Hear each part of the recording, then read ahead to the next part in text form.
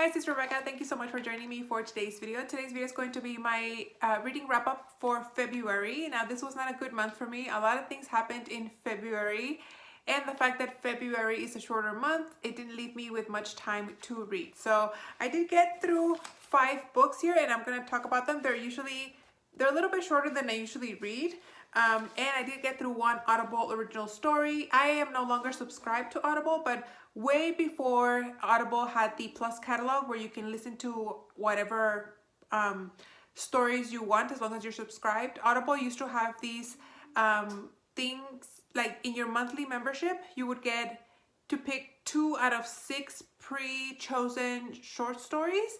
And then you were able to keep them. With the Plus catalog, you just listen to them and then return the stories. But with the way I had my membership before, you got to keep the 2. So I have accumulated a chunk of short stories, and since I was having trouble reading this month, I figured I would try to get through some of them. They're shorter, usually a little bit lighthearted.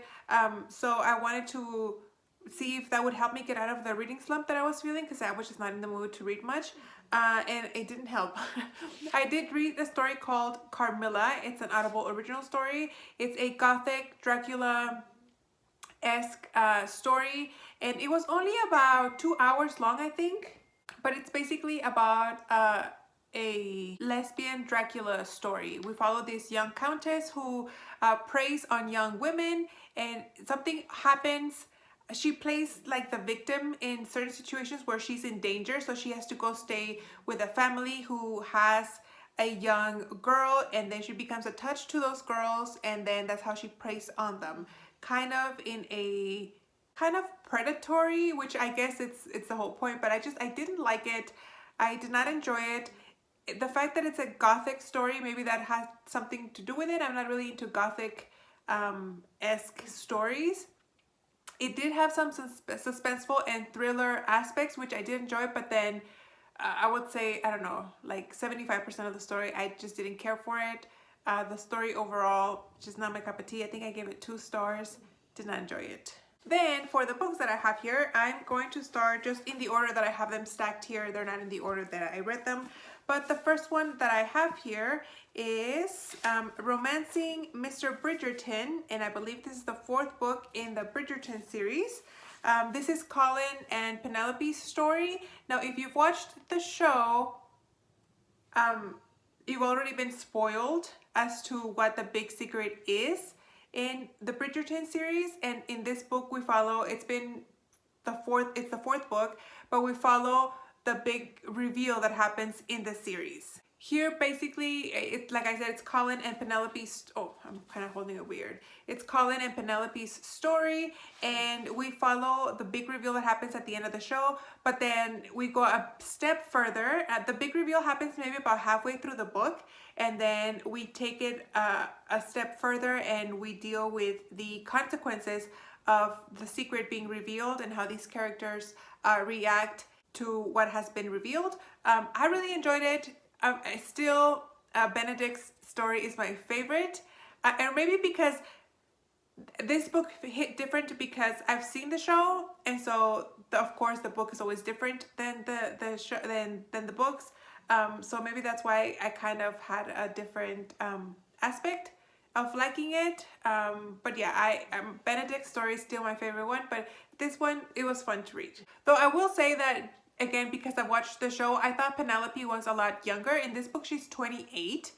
And in my mind, Penelope is like 14, 15, if that. And so I kind of found some things annoying. Like, I don't think a 28-year-old would act the way Penelope did here. So in some aspects, I was really annoyed with her.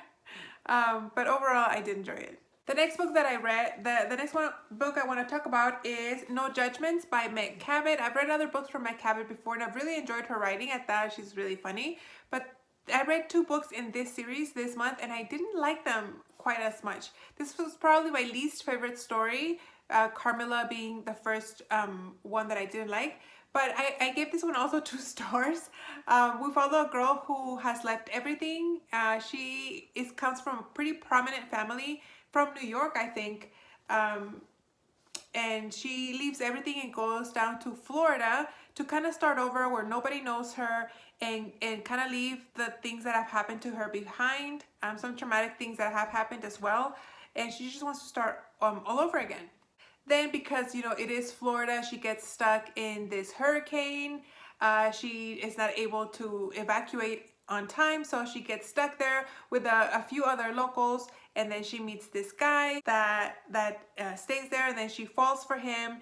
And this guy is very popular within the community that happened to stay there during the hurricane. And my issue with this book is that there was no real conflict in this book. There was really nothing to resolve, and the big issues that made her leave the city, that were kind of like just brushed off by the end of the story. So I didn't care for this book. Like I said, I gave it 2 stars. I don't recommend it. Then for my nonfiction pick, I read The Women of the Bible Speak, The Wisdom of 16 Women and Their Lessons for Today by Shannon Bream.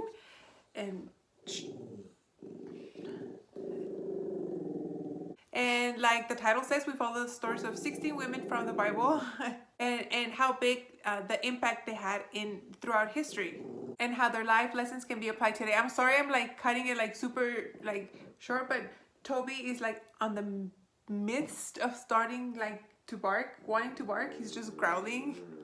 So I'm trying to be careful. And we follow their stories, not just how it affected the history back then in biblical times, but how we can still learn from their stories today as women. My favorite story was from Leah and Rachel, and it showed a very fresh perspective to their stories. It was just very interesting. Like I said, it's a very fresh perspective to read. Then I finally read Fallen by Linda Castillo. This is the 13th book in the Kate Burkholder series. I think I discovered her in 2020. I read, I think, 10 of her books in 2020. And I think last year I read 2 or 3 maybe, and then finally I picked up this book. This book came out last year, but anyway, we follow Kate Burkholder. She is the chief of police in what is it called? In Painter's Mill. Is it Ohio?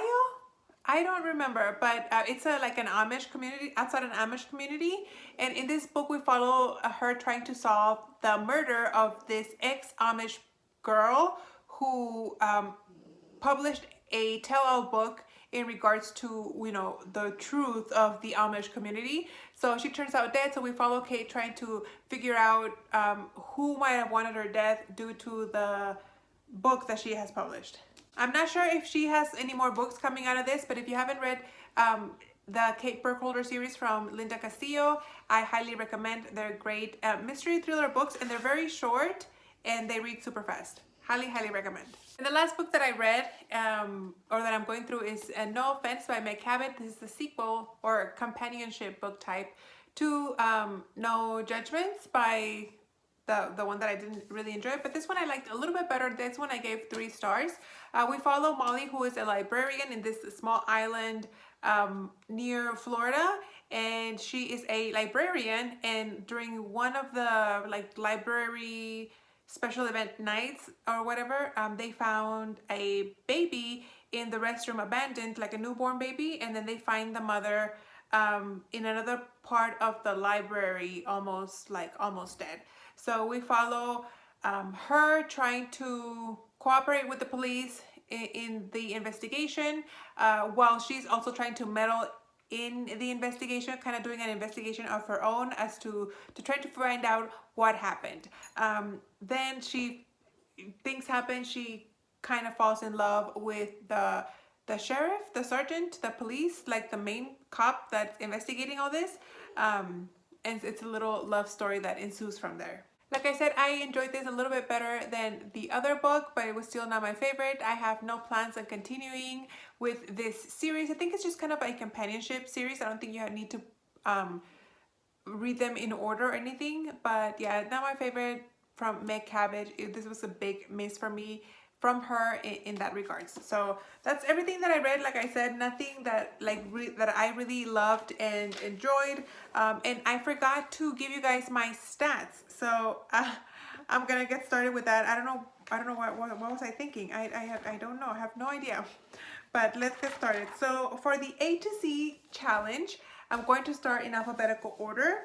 For the letter F, I read Fallen by Linda Castillo. Then for the letter N was No Judgments by Meg Cabot. And for W, I went with The Women of the Bible Speak. So these three fit my A to Z reading challenge. Everything else was repeat from letters that I've already completed. And lastly, for my 52 book reading club from Facebook, we are trying to complete 52 prompts, and I completed 8 prompts with just those 5 books. I'm really excited. So I'm going to start with No Offense, because this one I think completed a couple. So first, for the prompt of featuring a library or a bookshelf, the whole mystery aspect or crime from this storyline happens in a library, so that fits really well. Then also for the prompt that it includes a club. There's a dance club that performs at the end. I might be stretching it a little bit, but we're just gonna go with it. And then also lastly, for the prompt that includes an unlikely detective, like I said, the librarian here is playing detective as well, because she's trying to figure out on her own who is responsible for the crime that happened in her library. So I thought it fit perfectly.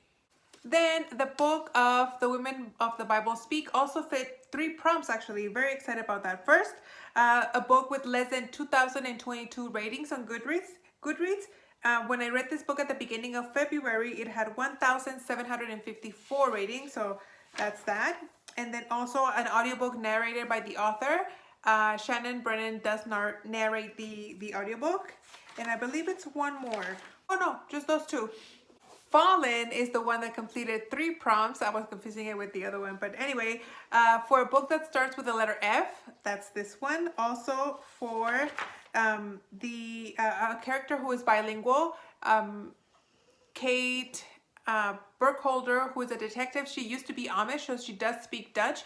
And sometimes she speaks to the Amish people in Dutch to kind of gain their trust. So it fits perfectly.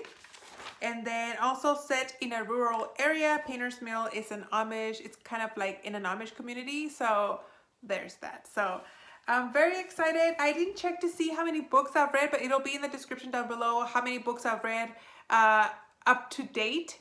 And also in the description box, the books that you guys see in capital letters, those are the books that I have completed the current month. The month that I'm updating. Then when you guys see like regular typed out titles, then those are the ones that I've read in the past. So that way you guys know, because there's no way I can, or at least I don't know how to put like stuff in bold in the description box. That way you guys know what's new and what's not. So I figured if I type everything in capital letters, you guys will know that that's the newer stuff. So anyway, that's all I have for now. Thank you guys for watching, and I'll see you on the next one. Bye.